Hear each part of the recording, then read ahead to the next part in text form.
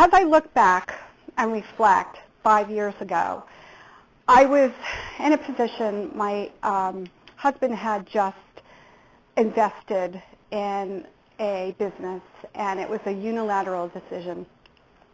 So I was not consulted. And I was standing out in the patio, and I was feeling really alone, and I was crying. And I was trying to figure out, oh my gosh, what am I going to do now? You know, he did this. And those of you that know me remember this time of my life. And so I was out back, and all of a sudden I thought to myself, I actually have a choice. I never realized I had a choice. I was always somebody's mother, somebody's wife, somebody's daughter. I never realized I had a choice. And I had a choice, and I could go back to work, and I could go back to college. I could do whatever I wanted to do. So at that time, after long investigating, I decided that I was going to become a life coach. And it was the best thing that I've ever done. I found my God-given purpose in life. It was what I was put on earth to do.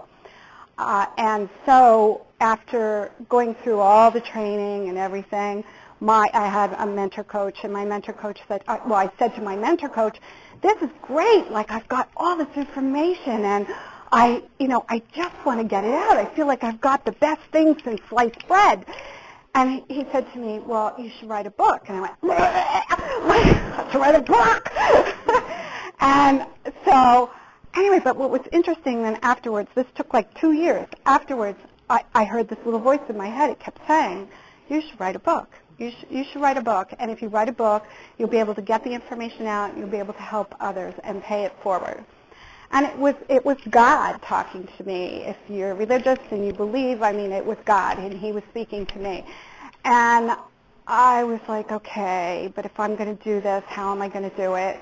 And so to make a long story short, I decided that if I have support, I can do just about anything. So, and that's what I did. I got support, and I started the book, and here I am. So it took me 2 years to do this book. I started it in 2011. I contacted women. I went around to networking groups and started looking for women. Some of the women, I'm sorry, my back is to you. Some of the women, I just realized there's a whole bunch of people over there. I was like, oh my goodness. Some of the women I knew, others came out of the woodwork. I had no idea, and they were so enthused. They wanted to share their stories so that they could help others. And their stories ranged from women who went through sexual and physical abuse to women who had insurmountable loss of a spouse, loss of a child, women who lived with terminal diseases, women who lived with an addictive parent or spouse, women who had parents who suffered from mental illness, and people who broke the barrier, the professional barrier in their professional life, in their place of business, and also women who lived with conviction. These were the women that I met, and all these women had similar characteristics. They all persevered, they had strength, they had courage, and they had a sense of purpose. And I was just amazed and astonished that, like, once I realized that they all had the same characteristics.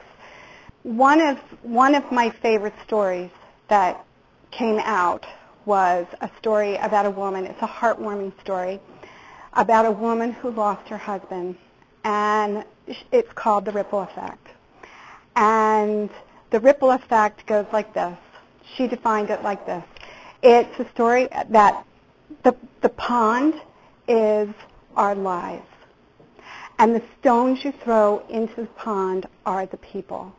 And when you throw those stones in, it creates a ripple, and we all affect each other. So we all have to depend upon each other, and we can all pay it forward. And that's what she's doing right now. If you read her story, you'll be able to find out. But that's also what this book does. Is when you read this book, you will find that the stories in there are the people that gave these stories are helping to pay it forward so that you can maybe take something from what they've experienced and use it in your own life. At the end of the book, there's a reflection section with questions for personal development. I've also included my story, and my story is a story of the disease to please and control, and getting myself out of victimhood and how I did that. That's my story. So I really hope as a reader that you find these stories inspirational.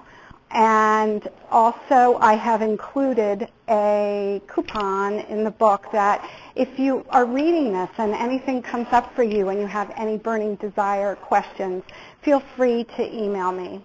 But before I finish, what I wanted to do is I wanted to read a quote from chapter 4, because it kind of typifies everything. And it says, you have to let go and have faith that everything will work out, because in the end, isn't life happening perfectly as planned? So thank you so much for coming.